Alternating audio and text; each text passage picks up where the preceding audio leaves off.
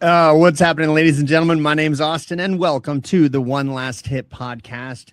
And back by my own personal demand, maybe popular demand. We're not that popular of a show yet, but I think we're gonna be. Is Matt? And anyone watching on YouTube, you saw the crazy guy that was just looking into the camera. But for anyone that wasn't, Matt, what were you just telling me like just 1 minute ago about getting called into work? Oh, so I took a whole bunch of pre-workout, ready to train, get my life going, and then got a 911 phone call. I need you here right now. It's like, okay, no problem. So ran there and just got back to the chair. So shit's going to get weird. Oh, man. And, when Matt says it's going to get weird, it's actually going to get weird. And so I actually, before, full disclosure, before I asked Matt to come on and like tell his story, which we did last week, really personally, selfishly, I thought, oh, Matt would be a really good co-host because he's a fucking goofball. And plus we get along great. I'm a particular flavor of mentally ill. It's great. Yeah, no, that's good, man. It's not too spicy. It's right in the middle. And so this is the first show. This is the 8th episode that we've done so far. And this is the first show where we're just going to shoot the shit and like talk about, sobriety, like what it actually looks like, what it actually means. We don't really have a format on how this is going to go. But, Matt did a few rails of pre-workout before this. No, I'm just kidding. He ain't snorting it. I don't think you're snorting it. Are you snorting it? You're not. Yeah. Not this time. Not this time. But so I'm sure we'll get into some good shit. So, Matt, how you doing, buddy, aside from being super jacked right now? Doing really well, man. It's been a good day. Had an interesting work day where showed up to the job and they wouldn't let us in the door. So just This is at Universal? This at Universal, yeah. You have to be on a special list with special people, and they forgot to do the special stuff. So got to treat some employees to breakfast at Hash House A Go-Go. If you guys have never been to that, I highly recommend it. It was on Diners, Drive-Ins, and Dives. Incredible food, large portions that fit me. So highly recommend. So if you do start co-hosting, maybe we can get them to sponsor the show. Sponsored by Hash House A Go-Go, which is a mouthful. And they'll give you a mouthful if you want a mouthful. Let's see what you did there. I know. Yeah. That wasn't sexual either. That was just something. So I was kind of thinking on how I want this show to go, right? I listen to a lot of recovery-based podcasts, which, by the way, before we get into this, big shout out. SobrietyTalk.com. Anyone that likes recovery-based media, go to SobrietyTalk.com. It has a listing of over 500 recovery-based podcasts. You can vote on your favorites every week. You can fangirl. You can leave reviews and comments for them. It's just cool. Just cool-ass site. Full disclosure on that, I own that site, so I'm a little bit biased, but like, go check it out. It's a banger. And where was I going with that before I got all self-centered on you guys? I listen to a lot of recovery-based content, and I was kind of thinking, I like taking notes, right, from the different guys. I listen to Recovery Elevator. I listen to the guys over at Sober Not Mature, whom I like. They like to, fuck around and banter. And I was just thinking, you had brought up a couple of interesting topics. You said you were listening to, what was the name of that podcast? 3 Legacies. And Don L was on there, who, circuit speaker. We love Don L. We're actually, there's a conference that's happening or a retreat, if you will, in summer of 2027 here in Orlando, where Don L is going to be one of the speakers. But so what were they chatting about? What were those topics? So the main topic of the discussion was the non-negotiables of recovery. And I had a previous conversation a couple of hours ago with one of our buddies, Manny E. And we're talking about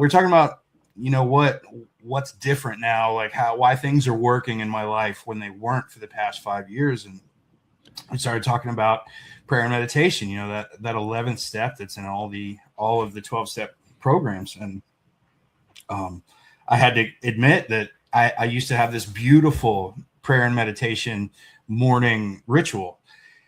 And lately, my career has been taken off, and I compete in the sport of strongman, and then I signed up for an event in February, so that's been on my mind a lot. I'm really excited about that.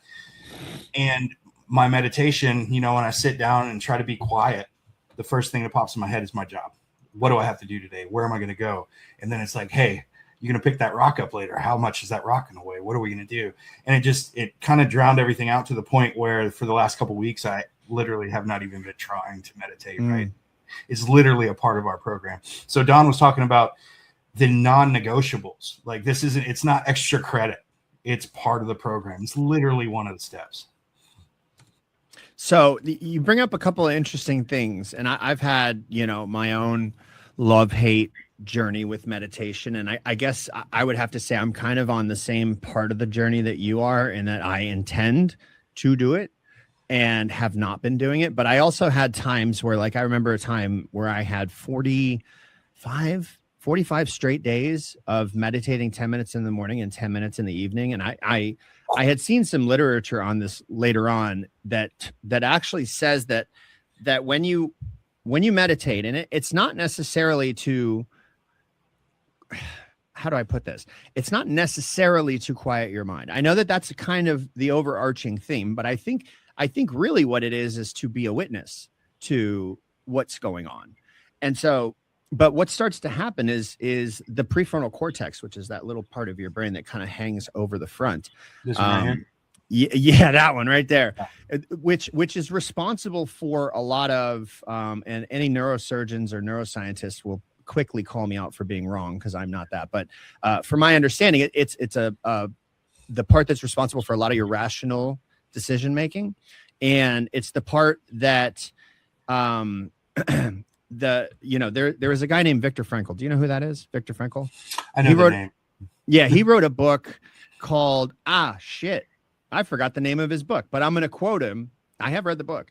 But anyhow, he was a psychologist or a psychiatrist that was actually in a concentration camp. Man's Search for Meaning. That's the name of the book. And he was in a concentration camp, and he kind of discovered along the way, they burnt all of his literature. Like, he had an entire book written, and they just basically destroyed his life. And he was really on the verge of death. But because he was able to find purpose and meaning within the environment that he was, he essentially lived through it.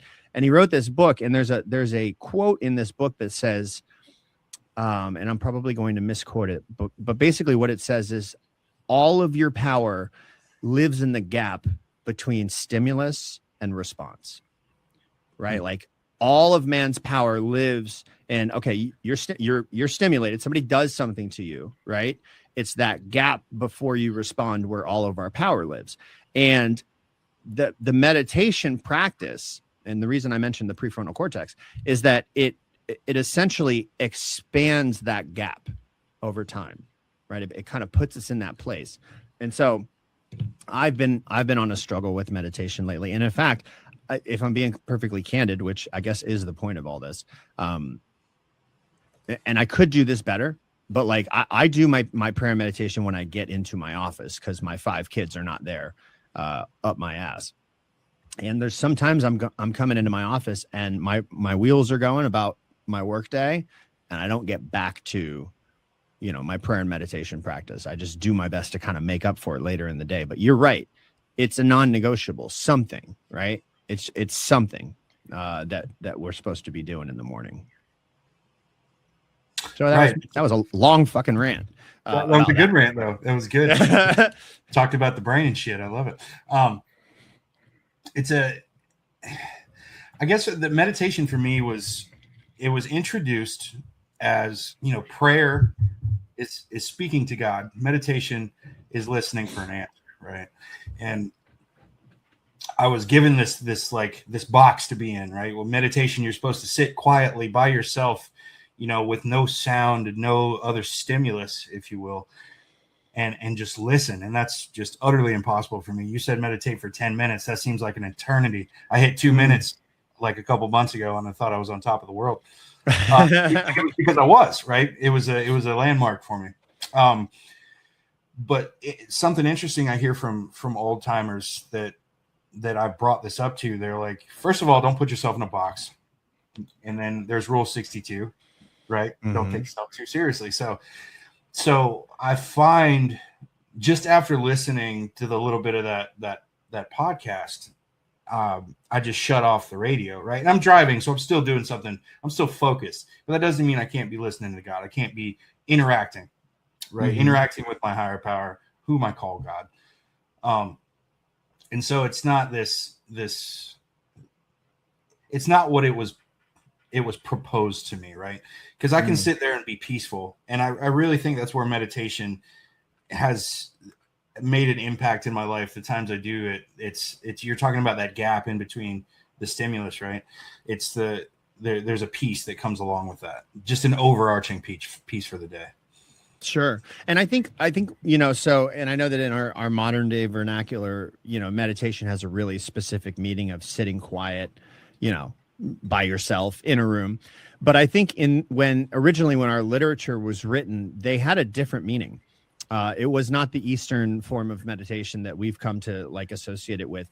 It was, if you read Dr. Bob and the Good Old Timers, and actually there's a lot of literature on this, what they would do in their morning devotional, right? They would have their morning devotional. And then in that quiet state, they would actually pick up a pencil and a piece of paper and just start writing and see what comes out in the midst of that writing, almost like it was some form of divine communication. And so in the original meaning, and again, this could be completely wrong. In the original meaning, meditation meant contemplation. It meant more of that. Now, in today's way of looking at it, right? Meditation means straight up meditation. Have you ever used Insight Timer? Man. I love it. I loved it. I used to have it on a previous phone. I just got a new phone a couple months ago and haven't downloaded it yet. But there was a couple morning meditations that I would love to do, and they were they were like 5 minutes long. Which, when there is a direction for me, I can sit from 5 to 10 minutes, right? But just sitting by myself in my head, trying to listen to God, 2 minutes max, right? But Insight Timer was a really beautiful tool when I did use it. Mm-hmm. So what books do you read in the morning? So we'll get off the meditation rant and move into the, do you have any type of devotionals or 12-step recovery focused books that you read? So I have a 12-step recovery book that I read that's it's more of an agnostic. Yeah. What is it? I can't remember the name of it. I can run and get it real quick, but I don't have it. I'll have to have it on the next one.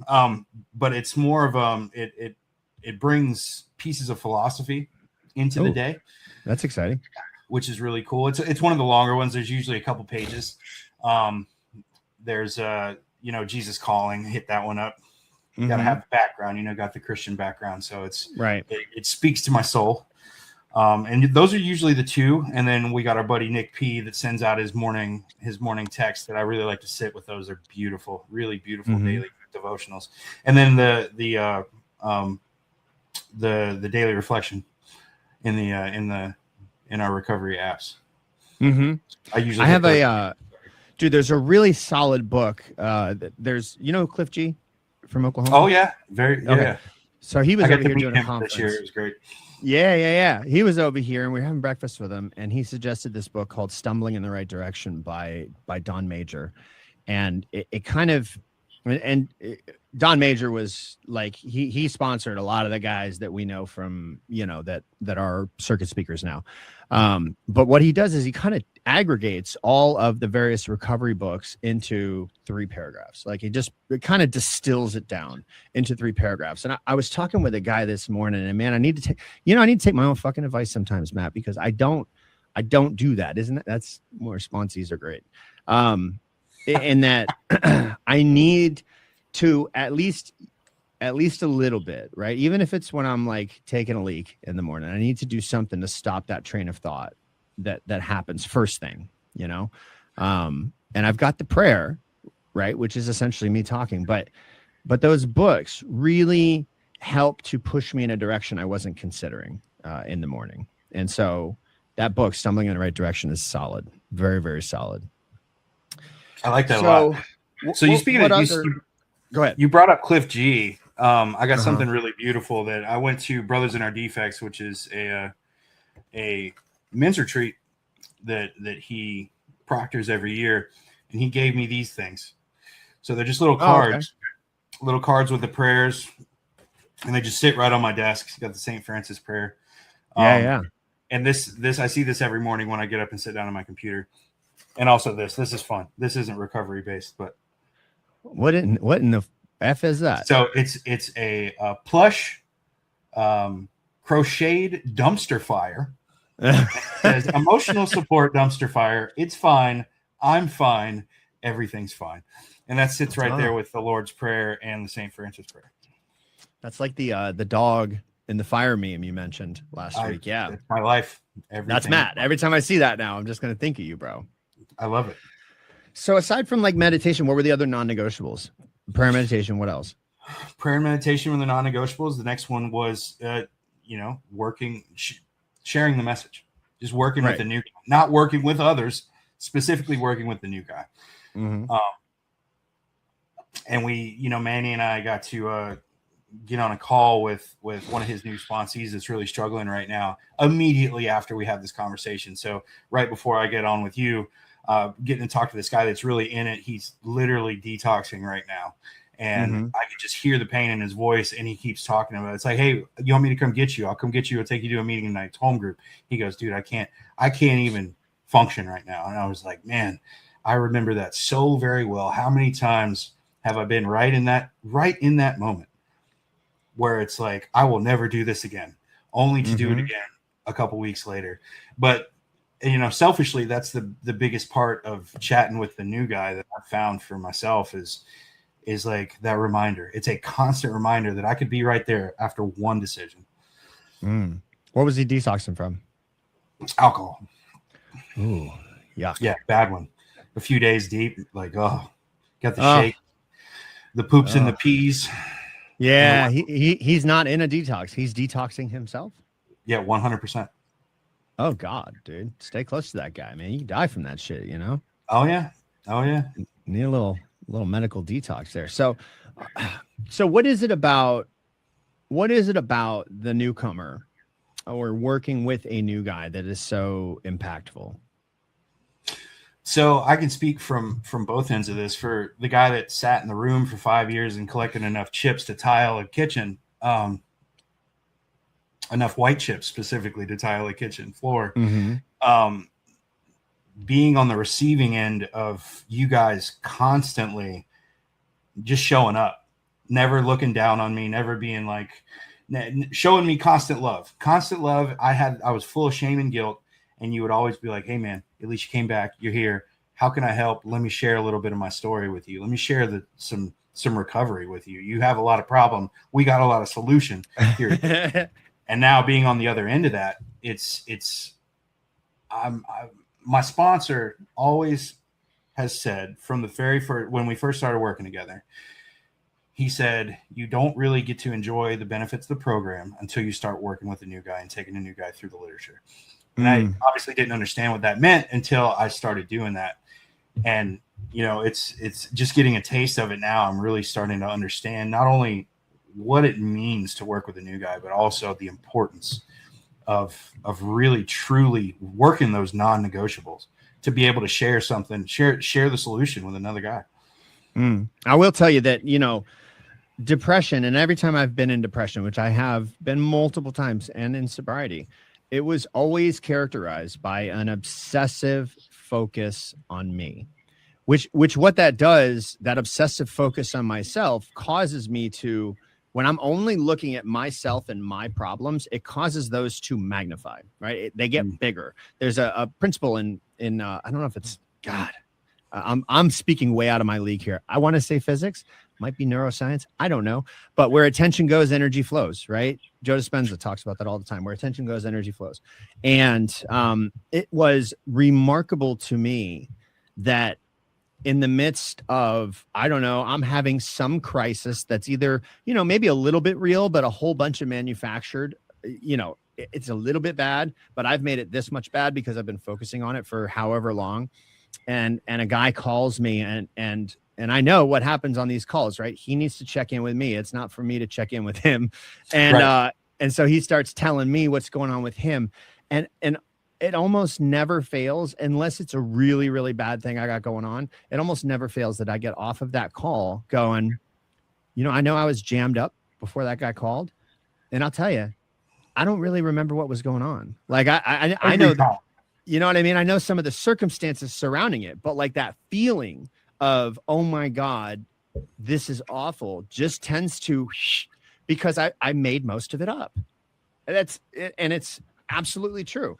And I was talking to a lady earlier who I was doing a podcast earlier today, super nice lady, not an addict or an alcoholic. And she was asking me, like, what are the things that we do to stay sober? And I was telling her about inventory, nightly inventory, all the different things. And she was kind of digging into, like, what does that actually look like? What does that actually mean? And I was getting into, like, normal people can go throughout their life and cop a little resentment and, have a little crisis and be a little dishonest here and there, and their shit's not going to like blow up. But with us, where our entire hope is to have, a spiritual experience, whatever, and that's subjective. It's different for every person, but to have what we would consider to be a spiritual experience, like these behaviors, these different ways of acting and feeling are, dude, they're right back into restless, irritable, and discontented, which is that state of alcoholism, that we have when we first walk in. So very well put, Matt. Good stuff, buddy. Good stuff. So, all right. So we've got prayer and meditation. We've got working with others, which really, I heard somebody say that 90% of the program is step 12 and the other 11 is 10%. And I don't know if those are, scientifically accurate numbers, but I can tell you that step 12 is a big piece. So aside from that, where else did they go? So you brought up the nightly inventory, and that's something that has been a cornerstone to me being able to keep my sobriety and keep my head on my shoulders. And it's something that I don't, if I miss it, it's very rare. And it allows me to open up and be genuinely not only transparent, but vulnerable, which was recently defined to me as vulnerability is being yourself, no matter the consequences, even or especially if they're going to be negative. So learning how to apply that and be honest to, I send my inventory to 10 guys every night or every morning. I'm a morning guy. Yeah. And I send it every single morning, and I'm as honest as I can be at that moment on what happened the previous day. And it allows people to speak into my life. Right? I give these guys spiritual license to where, if they see something consecutive in my inventory, like I mentioned last week, me and food have the same relationship as alcohol did in my life. So if it's like I messed up on my calorie count because I add my calories in at the end of my inventory. So if the calories are way over day after day after day, there's a couple guys that'll just be like, "Hey, what are you doing? Why are you not focused in your life?" And it allows other people to speak into my existence. Because left to my own devices, there's no telling where I'll go. So can you explain to people what the nightly inventory is for anyone that doesn't know that's listening? Sure. So it's a list of 10 questions that it's laid out in the what we call the Big Book of Alcoholics Anonymous. And it asks you, do you have any resentments? Or did you have any fear? And it gives you space to list these out. I do it on an app that we have, and it gives you, it's a, check yes or no, and then explain.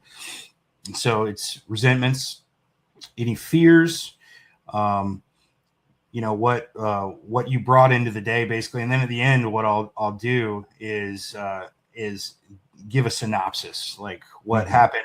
Did I hit my prayer and meditation in the morning? And lately it's been no for the meditation part. And then it kind of go through the day and list what happened and where I went. But it's an opportunity to really sit down and see, where you were right and wrong. I guess right and wrong probably is the word. No. Where you were on or off the beam, right? That makes sense. Right. Sure. Yeah.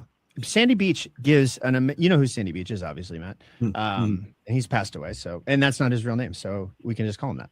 But anyhow, he's a circuit speaker. He passed away, I think 10 or 12, a few years ago, anyhow. and he used to be a fighter pilot, and he was a fighter pilot before they had like modern day guidance systems, right, and GPS and things. And so when he was when he was flying, what would happen is they had an audible system. So the way that you knew you were on course is if you flew a little bit to the right, you'd hear a beep. And if you flew a little bit to the left, you'd hear a boop, right? And if you were hearing nothing, the assumption was you were on course. But if you hear nothing for a long time, you have to make the assumption that your equipment is broken. And kind of what he was lending itself to is that this inventory process, the sensitivity that we have to where we get off the beam is really important.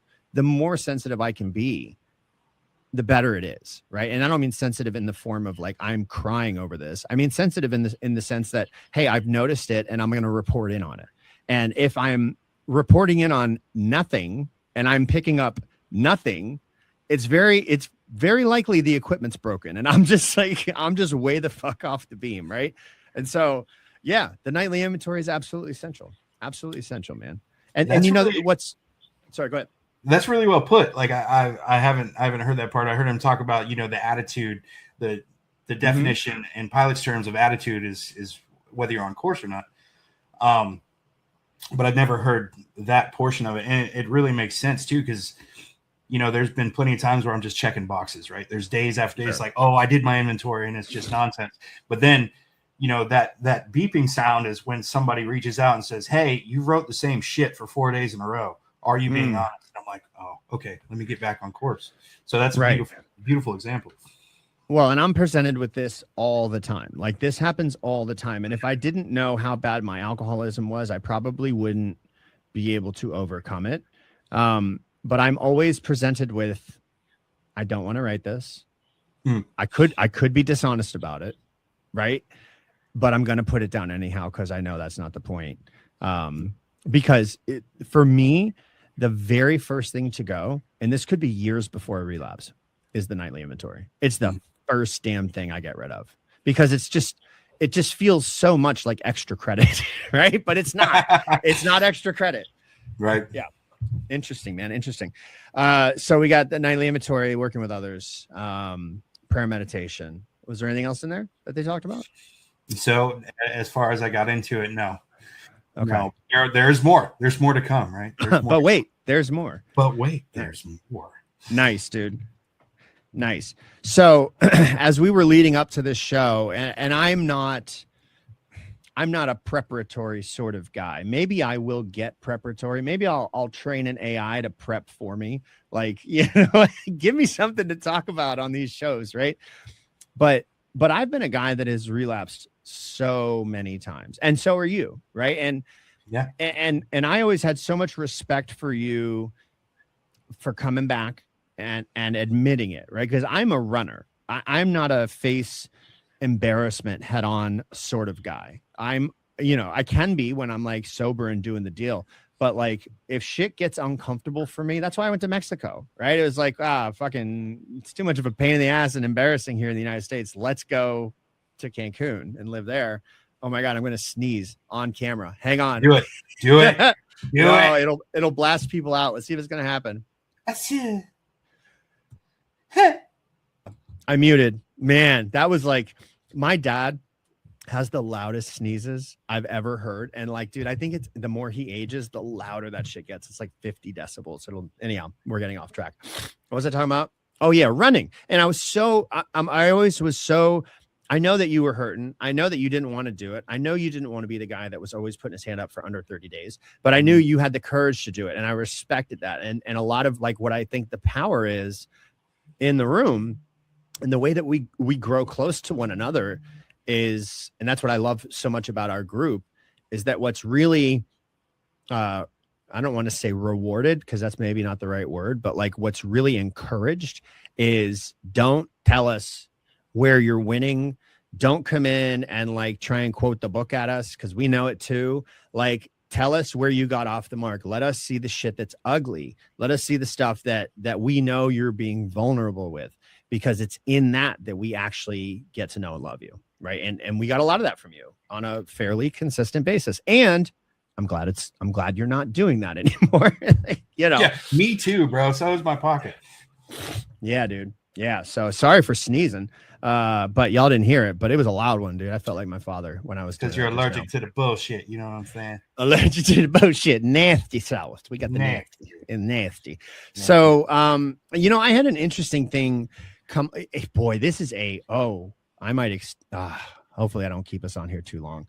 So there's a group in upstate New York, and I won't mention their name, who rails hard against non-narcotic medication, any medication whatsoever, like no antidepressants, no, they're like, you're not sober. Now I take Zoloft changed my life, right? Straight up. It you know, my brain was pretty damaged after smoking kilos of crack for a number of years, right? And so you know, in my experience, it kind of just put me back at baseline so that I can function.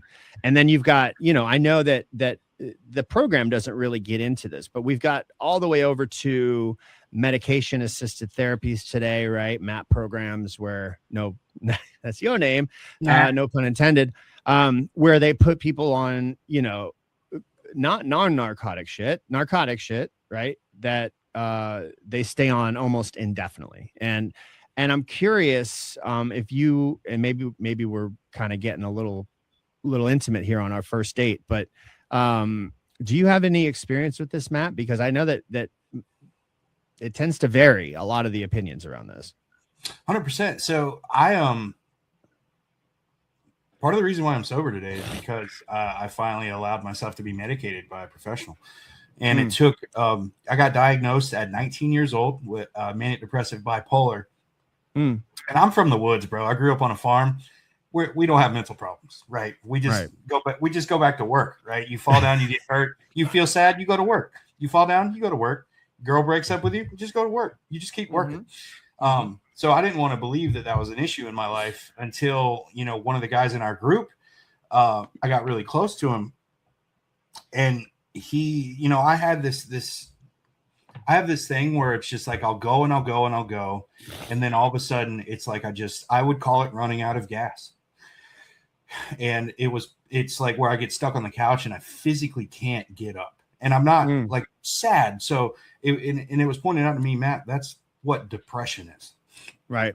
And I was like, oh, okay. I didn't know that. And I didn't believe it at first. You know, it took a few months of being coaxed into considering speaking to a professional. But, you know, I wasn't sad. I thought depression was just, you felt sad all the time. And that's right. It.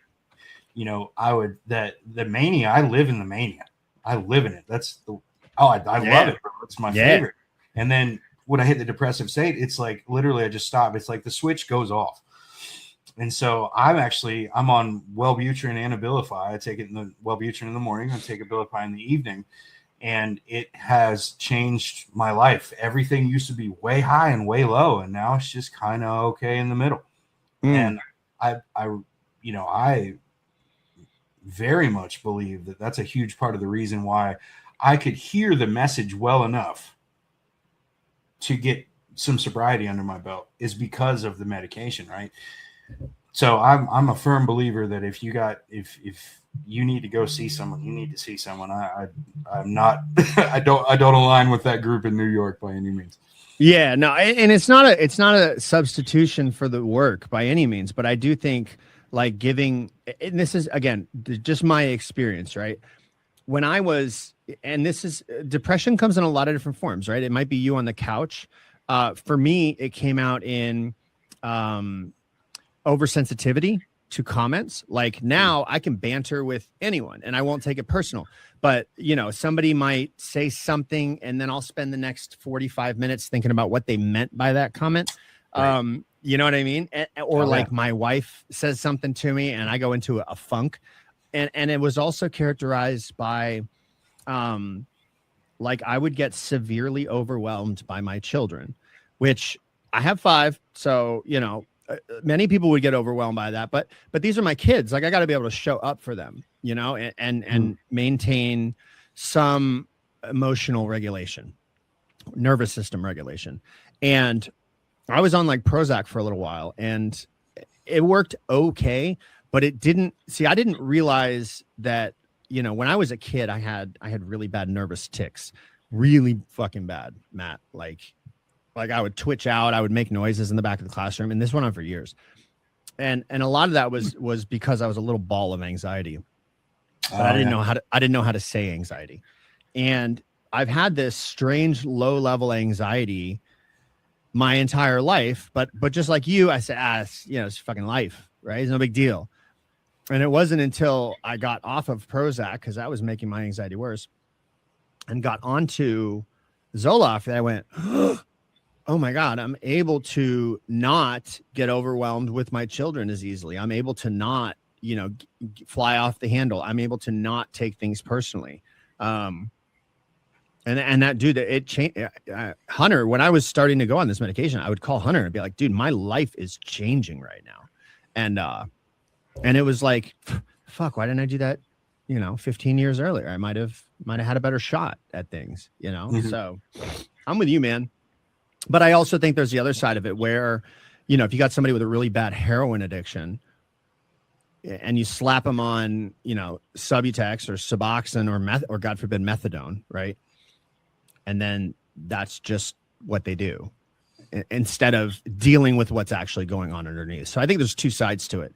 And then there's also, if you look at the huge worldwide numbers of addicts and alcoholics, and you say, well, okay, maybe this therapy is a technique of harm reduction, which harm reduction is not a bad thing necessarily, unless it prevents somebody from finding the actual solution that would actually work for them, but even for people that walk through the doors of the rooms, and I hate, saying statistics or anything like that, but they're especially low, they're especially, sure.